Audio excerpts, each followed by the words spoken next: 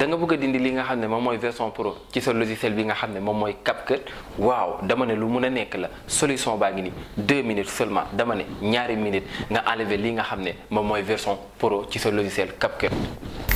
salaamaaleykum mbokk yi ziare waat nañ leen bu baax a baax di ci nuyu ku ci nekk sa tur ak sa sant di leen wax dal leen ak jàmm yéen a ngi seen BM Pro TV di seen bi nga xam ne fii la ñuy defee wala fii la ñuy jàngalee li nga xam ne moom mooy ay formation audiovisuelle te li ci gën a bëri mooy logiciel yi nga xam ne donc nit ñi dañ koy soxla di ci def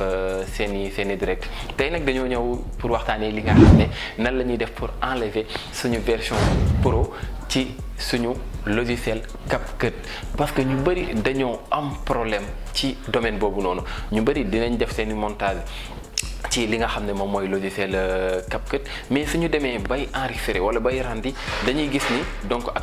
actuellement CapCut dafa nekk version pro léegi nag nan la ñuy def pour enlever li nga xam ne moom mooy version pro loolu pour mun a nekkaat ci version bu ñu nekkoon nga xam ne du leen laaj version pro dama ne lu yomb la jëlul benn temps ñaari minutes donc nga changer li nga xam ne moom mooy sa CapCut delloo ko ci version bu mu nekkoon. waaye yow mii nga xam ne donc yaa ngi doog a suivre suñu vidéo tey jàppal ni kii di wax ak yow mooy Boubacar Ndiaye di leen defal ay formation audiovisuelle précisément ci ay différents logiciels yi nga xam ne dinañ ci mën a defee li nga xam ne moom mooy direct logiciel bi nga xam ne moom moo ci mujj bu ñu mujj nekk di lancer nii moo nekk logiciel Streamlab yow mi nga xam ne donc yaa ngi may doog a suivre donc lien baa ngi nii di affiché ci kaw donc mun nga dem cliquer ci xool li nga xam ne moom mooy logiciel Streamlab ñu nekkoon donc njëkk cee def suñ première vidéo bi nga xam ne introduction la wax ni chaque 15 jours incha allahu rabbi dinañ ñëw ak yéen ci formation boobu nga xam ne moom mooy Streamlab mais jàpp leen ni semaine bu nekk dinañ dugal ñaari vidéo benn vidéo bi nga xam ne day dox ci formation bi mais benn vidéo bi nga xam ne day nekk vidéo libre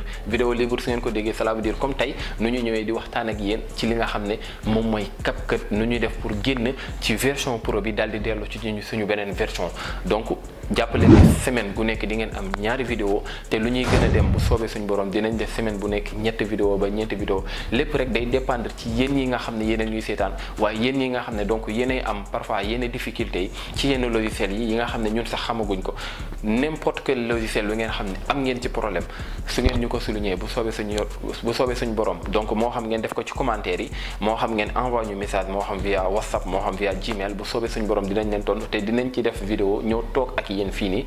def ci yenn vidéo pour ngeen comprendre sono parce que loolu moo ñu fi tax a toog loolu moo ñu tax a toog fii nii pour discuter ak yéen mais pour weccoo xalaat parce que comme lu may wax tout le temps rek kenn mënul kenn xamul donc ñun ñëpp dañuy jàng mais nañu jàngalante donc jàngalante boobu mooy lan donc yow mii loo xam te gisaguma ko nga la waaye envoyé ma ko pour ñu xool donc nuñ koy discuter nuñ koy waxtaanee ba ni ngay def ba jot ci sa morom jot ci keneen jot ci waaye yow mi nga xam ne donc yaa ngi suivre li nga xam ne moom mooy émission bi wala yow mi nga xam ne yaa ngi suivre li nga xam ne moom mooy sa formation bi nga xam ne moom mooy jëm ci Prisma Live Studio wala yow mii di suivre suñu vidéo dañ lay ñaan ngay cliquer ci li nga xam ne moom mooy abonnement bi waaye tamit di aimer suñu vidéo parce que aimer boobu dinañu permettre donc suñu taux di gën a mun a jóg pour ñu mën a gën a mun a visible pour nit ñi di ñu gën a bàyyi xel waaye tamit del partager vidéo yi parce que soo ci xasee ba jot jàppal ne sa morom soxla na lu ci mel donc partager ko say différents groupes yi nga nekk groupe boo xam bi nga xam ne day dox ci côté audiovisuel dugalal foofu parce que kenn xamul kan moo ci mën a jëriñ ak ku nga xam ne donc vidéo yi mën na la jëriñ donc sans plus tarder dañuy dem directement ci li nga xam ne moom mooy suñu ordinateur daal di waxtaan yi nu ñuy def pour dindi li nga xam ne moom mooy version pro ci suñu PC.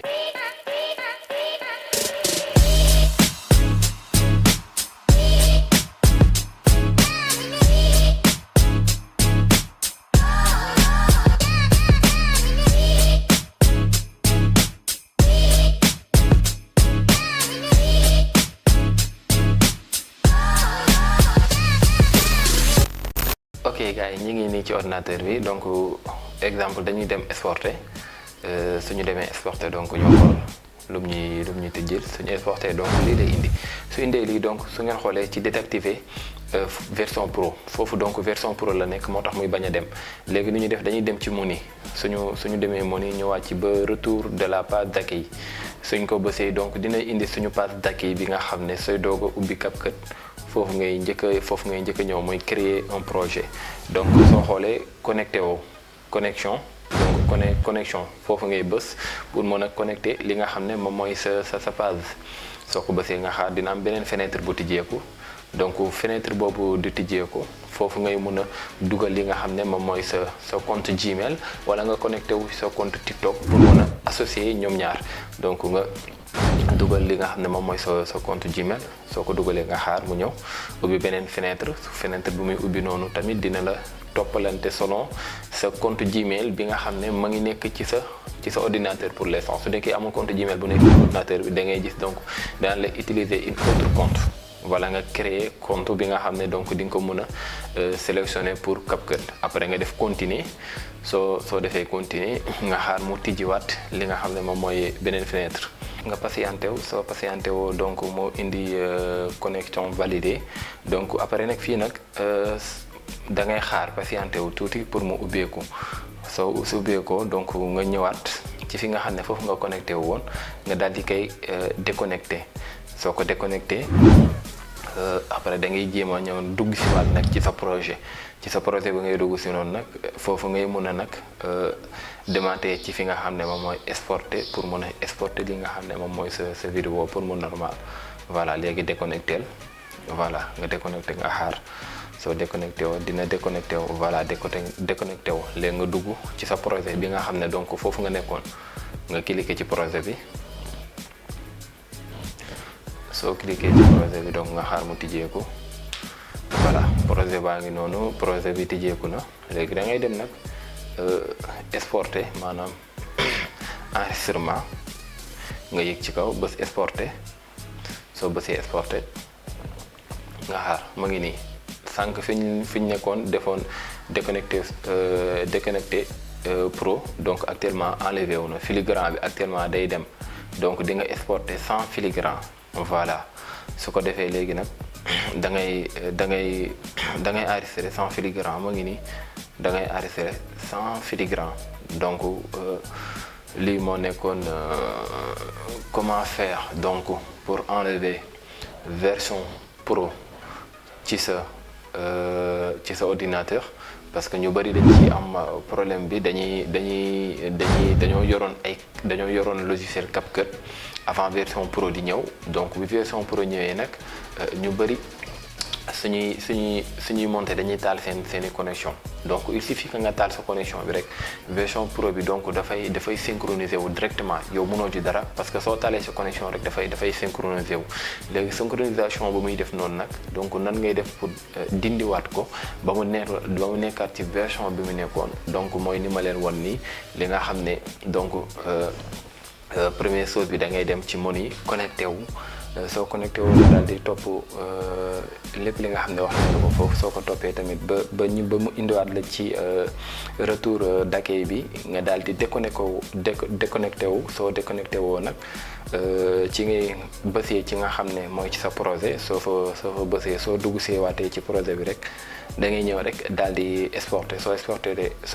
rek incha allah rabbi sa exportation dina dem. donc tey loolu lañ leen indiloon ci li nga xam ne mooy comment faire pour enlever la version pro sur CapCut. mu nekkoon li nga xam ne ñu bëri dañ ko soxla woon. donc di leen wax rek yéen ñi nga xam ne yéen a ngi suivre suñu seen, donc dee leen like suñu vidéo yi di ci abonné, waaye tamit di ko partager pour ñeneen ak ñeneen di ko jot. di leen jox dig daje fii ak ñaari jours incha allah ci seen formation Streamlab bi nga xam ne moom la ñu démarré semaine passée. jërë ngeen jëf.